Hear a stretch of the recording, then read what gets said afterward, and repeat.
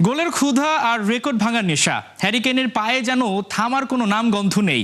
দুর্দান্ত এক মৌসুম শেষে ইউরোপের সেরা গোলদাতাদের মুকুট আবারও উঠেছে ইংলিশ অধিনায়কের মাথায়।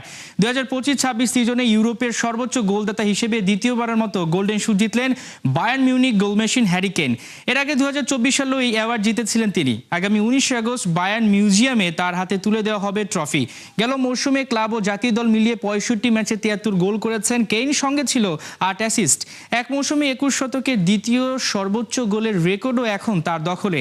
এর আগে 2011-12 মৌসুমে 82 গোল করে রেকর্ড গড়েছিলেন লিওনেল মেসি। টানা তৃতীয়বার বুন্দেসলিগার সর্বোচ্চ গোলদাতা হওয়া কেইন এখন দুবার গোল্ডেন শু জয়ীদের তালিকায়।